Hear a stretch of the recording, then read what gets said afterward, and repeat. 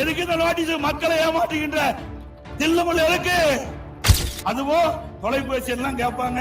தொலைபேசி என்ன கொடுத்துட்டீங்களா? போன் பண்ணுவாங்க. நீ வெளியூர் இருக்குன்னு சொன்னா வீடு போது தூக்கிட்டு போயிடுவாங்க பொருள். இப்ப பாத்தீங்கன்னா ஸ்டாலின் புதுசா கண்டுபிடிச்சிட்டார். 4.5 வருஷம் முடிஞ்சது. நான் 6 மாசம் தான் பாக்கி. இது மாதிரி நோட்டீஸ் எடுத்துட்டு வீடு வீடா வருவாங்க, அதிகாரிகள் வருவாங்க. இதுல எல்லாம் பல திட்டத்தை அறிவிச்சிருக்காங்க.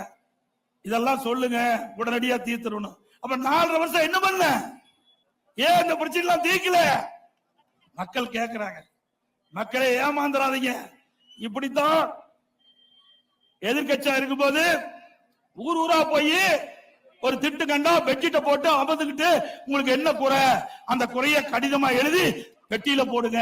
பெட்டியை பூட்டி சேமிச்சு பத்திரமா வீட்டுக்கிட்டு போய் அண்ணா திமுக ஆட்சிகளோட பெட்டி பூட்டை உடைச்சு பூட்டை திறந்து சீலை உடைச்சு அந்த பெட்டிஷனை எடுத்து படிச்சு பார்த்து தீர்வு காணலாம். அப்ப எதுக்கு இந்த நோட்டீஸ்?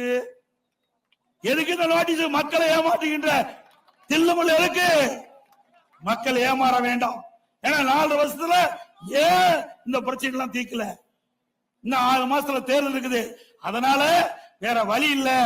மக்களை போய் சந்திச்சு எப்படியாவது மன்றாடி வாக்குகளை பெற வேண்டும் என்று கொல்லைப்புறத்தின் வழியாக இந்த நோட்டீஸ் எடுத்துக்கிட்டு வீடு வீடா வருவாங்க. மக்கள் விழிப்போடு இருங்க. அதுவும் தொலைபேசி எல்லாம் கேட்பாங்க. தொலைபேசி என்ன கொடுத்துட்டீங்களா? போன் பண்ணுவாங்க.